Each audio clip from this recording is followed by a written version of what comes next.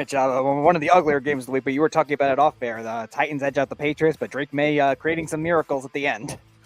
Man, you know what? We had Errol, I can't remember your buddy that was on said Drake May is going to be a top 3 quarterback. Top three. But based upon that throw at the end of regulation was fantastic. But I mean, you got, Tony Pollard going for 150 total yards, and Mason Rudolph didn't look terrible. And Drake May had another opportunity to do it in overtime too. So it was kind of sloppy all around. There were plays that were just great, and then there were some that it was just really sloppy. Do I think he has the opportunity to be pretty okay? I wouldn't say top 3, but he's going to do something, and just the way he scrambled and did all that. But yeah, this was one of the more sloppy games, but nonetheless, it was entertaining. I mean, if we're going to give it something. There's nothing that was entertaining about this game. 29. I'm trying to give it credit. I know you're trying to give credit. I'm not going to give credit for anything with the Patriots, but their name stamped to it. This was a horrible game to watch. Honestly, the Titans stink. The Patriots stink. They're 2 quarterbacks. One quarterback that's young, looks like he's growing, but 29 for 41 are not good numbers for 206 yards, 1 touchdown, and 2 interceptions. I don't know what you guys are talking about. He made a throw. He made a good throw. Good for him. Went to overtime. It's the Titans, guys. Please, it's not anything impressive. The impressive thing about Drake May and what he did in the game was his running ability. 8 carries for 95 yards. That stood out more than his throwing ability. His throwing ability was putrid, but nevertheless, I again, this is not a game that really was something that sold to me. The Patriots are going to come out of it, or the Titans. They both stink. Mason Rudolph, come on, 20 for 33, 240 yards, 2 touchdowns, and 1 interception. Mason Rudolph. Do you remember who drafted him? Please. Okay? Tony Pollard. He finally had a good game. He finally had a big game. Who did he play against? The Patriots defense. Please. 28 carries for 128 yards. His best game of the season. Give me a break. This was a horrible game, but hey, Calvin Ridley was good on my fantasy team, so at least I got some points from his garbage game. His garbage season, as far as I'm concerned. And speaking of another garbage game, we just talked about the Saints earlier. They lost to the Carolina Panthers. Chuba Hubbard continues to have a nice year. The 5th leading rusher in the NFL. Errol, your thoughts? Oh, there's really nothing to talk about. They fire their coach after this specific game. It's pretty simple. Derek Carr did not have a bad game. 18 for 31, 236 yards and 1 touchdown. Alvin Kamara is a beast. It's nothing. Right in front of your face, what he does is just so impressive. 29 carries, 155 yards. Those are video game numbers, okay? It's pretty impressive when the offensive line has been up and down all season long and couldn't stay healthy. The thing is they just don't have any other weapons. They really don't. Olave is not what we thought he was going to be. He had 1 reception for 13 yards before he got knocked the hell out, okay? Taysom Hill and Alvin Kamara was their lead receiver. When you are running back as your lead receiver, there is a problem there. It's really nothing else to say about the Panthers. Honestly, Bryce Young comes back 16 for 26, 171 yards, 1 touchdown, 1 interception. That's all I'm going to say about that. There is nothing. Sanders looks decent. He had a decent day, 4 receptions for 87 yards. He had his best game as a pro, but nevertheless, this team is garbage. So. Yeah, there wasn't much. I can only say Chuba got me some points because he's on my fantasy team. Did he give you a chubby? Did he give you a chubby? No, that's for Speedy. Wow. No, I don't have him on any of my fantasy teams. Oh, okay. Did he give you a chubby? Did he give you a chubby, Speedy? He's not on any of my fantasy teams. So he didn't give you a chubby. Clearly not. Who gives you a chubby? No, I don't know that terminology. Oh, just pick a guy. Who gives you a chubby? I don't know. Just pick a guy. Who gives you a chubby every week? Who's your favorite fantasy player? Favorite fantasy player for. Just stick it out, man. Who gives you a chubby? I'm not sticking anything out for you. Ladd McConkey was probably the most recent one for me, Java. Who? The Chargers rookie receiver, McConkey. McConkey. Well, that's perfect for you. McConkey, yeah. He was probably the most recent one that did that. Meat. Java, if you were to go from 4 weeks ago, randomly out of nowhere, Sean Tucker for the Bucs, the rookie running back. You like to tuck it, right? he did in that game. He got 35 points out of nowhere. That was the day we were broadcasting the football games. I look at my fantasy score. I'm like, how did he get 35 points? He's a backup running back. Speaking of running backs, Jabba, Errol gave him all the flowers earlier. Saquon Barkley, 199 scrimmage yards, and the Eagles 28-23 win over the Jaguars. A game they were up 22-0 and almost blew it. Yeah, it got a little sketchy there for a little bit, but yeah, I mean, what can you say about Saquon and just everything that he's done and the ownership that he's taken and just being the bigger man and, all these people talking garbage, but yet he goes out and does it every week. And you're doing backwards, no look leaps over dudes. Like you can't do any wrong right now. And, just having him, I think just creates such a different dynamic for that team, even though, it's probably not going to go anywhere, but they're going to have a chance to do something just with what he brings to the field and how he can stretch the field out. So I think Jalen had a decent game. I wouldn't say anything too crazy, but consistent and, limits the turnovers. So it got a little hairy there after a while. I was like, oh boy, what's going to happen here? So Jaguars fought till the end. Terminology, redonkulous. Okay. That is, I don't even know if there's a word for it. Saquon Barkley is unfriggin' believable. He is not human. He is, I don't know what he is, but that guy is unbelievable. He is not human. He is a machine. And he changes that outcome of that game straight up. You don't need, honestly, A.J. Brown didn't even have to play. He could have sat the whole game. It wouldn't have mattered. Saquon Barkley ran all over the Jaguars. And honestly, the Jaguars had a chance to win the game. The Eagles' defense was just not, or hasn't been, what we thought it was going to be this year with all those young Georgia Bulldogs, Mr. Jeffrey. But nevertheless, I mean, Saquon has really been a difference maker. You can see he's a difference maker. 27 for 159 yards, 1 touchdown, 5.89 in average. I even caught the ball, 3 receptions for 40 yards and a touchdown. The guy's all over the place. Devontae Smith, 4 receptions for 87 yards and 1 touchdown. The Jaguars have a lot of problems. I think the next coach that's going to get fired is Doug Peterson.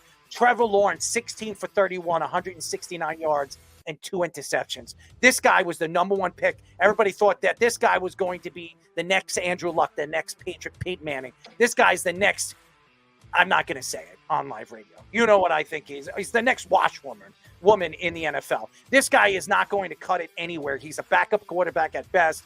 This team needs to trade Travis Etienne. He looks like he's on the trade block. I think that's the guy I think they need to move. There are teams looking for a running back right now, a.k.a. the Cowboys. I'd be reaching out right now to the Jaguars. You won't have to give up much to get him. But and finally, Evan Ingram actually made some catches in the game. Mitch the Pot Hands is back. Somebody that the Eagles probably wish they still had with their defense, Jonathan Gannon, doing a nice job coaching Arizona. They blow out the Bears 29-9. Errol, your thoughts on that? Well, there's a lot to speak about with the Bears. I don't know what's going on with the Bears. There's one game they show up, and there's another game they don't even know how to play the game. I don't know what's going on with the Bears. The Bears, I think, have a tremendous amount of talent. Obviously, Caleb Williams, he looks like he's a quarterback one week. He's going to be the next big superstar, and then another week he looks like a bunch of garbage. 22 for 41, 217 yards, no touchdowns, no interceptions. DeAndre Swift couldn't run the ball, 16 carries for 51 yards. That's not going to get it done, 3.19. And Rome Odunze finally broke out, but Keenan Allen, he's not really putting up the numbers we thought he was going to put. And DJ Moore, I don't know what's going on with DJ Moore. This is the same thing that happened to him last year. He goes into these spurts where he doesn't do enough. And this is a guy that got a lot of money in the offseason. As far as the Cardinals are concerned, Kyler Murray is just, I don't know what the hell's going on with Kyler Murray. 13 for 20, 154 yards. Stop talking in a third person. James Conner, fantastic. He has been sensational. Anybody that knows the James Conner story with the cancer and everything like that, this guy's been pushed around, and he's really just changed, the running game for the Arizona Cardinals. 18 carries, 107 yards, 5.94. And Trey McBride, he gave me some points. He gave me about 10 or 11 points. He could have done more for me, but nevertheless, I love what I see with Arizona. Some of the young players, I want to see more from Mr. Wide Receiver. You know what I'm talking about, Speedy. I don't know what's going on with him. but Marvin Harrison Jr., this guy was supposed to be as good as his father. 2 receptions for 34 yards. That's not going to get it done. Well, yeah, he's like a Jekyll and Hyde. He goes and drops 100+ yards, and then the next week it's like he's never played before. Like, you have a good shoulder to lean on if you need some advice on getting out of your routes or running better routes. I don't know. That's not going to cut it. And I really know. I think Caleb Williams is going to be good, but he still shows those signs of being a rookie and trying to grow from that. So I don't know what's going on, but I guess time will tell. Is he going to be boom or bust? And I guess we'll see. All right, Jabba, you get the blow or bust, right, Speedy? No. Blow or bust? No. Which one would you go? Blow or bust? Neither. What would you go? Blow or bust? Hurry up, big one. Blow. All right, there you go. I figured. The Lions taking down the Packers 24-14, their third straight year winning in Lambeau Field. A very controversial ejection, too, of Brian Branch. Jabba, your thoughts? Yeah, I didn't get the whole dynamic of the ejection. I mean, I saw like highlights, but I just want to say what was more impressive was Amon-Ra St. Brown's little celebration. How do you even do that? That was really impressive. You got Jared Goff. I mean, it's when you got these guys that can extend the field, and you know who I thought would be a little bit more dynamic in that offense is Laporta, and I've been kind of disappointed in that aspect. But you got David Montgomery going 17 for 73, and so it's one thing, but it's tough to go to Green Bay and play. Like, it's one place I've never been that I'd love to go. But it was a good game overall, I thought. That was the game I was watching. Yeah, and just some great plays, big stops on defense here and there, but overall, I thought it was a really good game. Even though the Lions won, the thing that really stood out to me was the Packers, and Jordan Love is a star. 23 for 39, 273 yards. He did throw an interception, but he played on one leg, and he was making throws, unbelievable throws in the game. Josh Jacobs is so explosive, so fun to watch. 13 carries for 95 yards, 7.31. He was fantastic to watch. He's been fantastic to watch in this offense this year, and he's a nice little weapon for this team moving forward. And they got weapons all over the field. Jaden Reed is becoming a big-time player. Dobbs, who's been their number one, didn't have such a great game, but look at it. They have Christian Watson healthy, Jaden Reed. They got all these number 2 guys. This team is going to be explosive in the playoffs. There's no question. I think if they meet again, I think it could be a different thought process, and they will meet again too. David Montgomery had a good game, 17 carries for 73 yards, 4.29. Jared Goff didn't have one of his best games. 18 for 22, 145 yards and 1 touchdown. St. Brown didn't have a big game either, but what this team did was defensively. They lost Branch early in the game. They lost him in the second quarter, and it was a big loss because he's their best defensive player now that Hutchinson is out for the season, and losing him for a head hit. And I don't know if he purposely tried to go head hunting, but they threw him out of the game. The NFL threw him, they obviously up top in New York threw him out of the game. And I thought it was going to affect them. It didn't affect them at all. And the Lions played fantastic defensively, and that's why they won the game. All right, NFC West battle. The Rams take down the Seahawks in overtime. Matthew Stafford almost 200 yards or 300 yards passing. And Geno Smith continues to pad his lead on the NFL passing lead, but he did have 3 interceptions. Errol, your thoughts? Well, ex-Jets, it's not surprising to me that an ex-Jet would find a way to shock or not even shock me. Here's the thing. We expect the Rams to be in competition to make the playoffs right now that they have Nacua, even though we got thrown out of the game, and Cooper Kupp is healthy. This is a team that has a tremendous amount of talent offensively. Kyren Williams has been a fantastic running back over the last couple of weeks. He's been a big part of this offense since the injuries really came. But just think about it. Cooper Kupp, 11 receptions, 104 yards. Demarcus Robinson, 6 receptions, 94 yards. Tyler Johnson, 3 receptions, 38 yards. Now, remember, Nacua got thrown out. Could you imagine if Nacua was playing in a full game like this? This team is explosive. Matthew Stafford, you could see what he does with this team when he has these kind of weapons. The Seahawks, let's be honest, Geno Smith, 21 for 34, 363 yards, 3 touchdowns, 3 interceptions. Geno Smith is racking up the numbers. There's no question. And they got Kenneth Walker back. Here's the only thing. And by the way, Njigba is showing you that he could be a number 1 guy. Here's the problem with them. They don't play defense. They do not play defense. They got a defensive coach, one of the best defensive coordinators in the league last year for Baltimore, and McDonald doesn't know how to defend anything. So that's going to be their problem moving forward. It's not the offensive side of the ball because they got weapons. Yeah, I mean, Stafford just continues. He's like fine wine, as he goes and you have those options. And since Cubs came back, it looks like he hasn't missed a beat. And, like you said, if Puka's in the game, I think that it's not even close.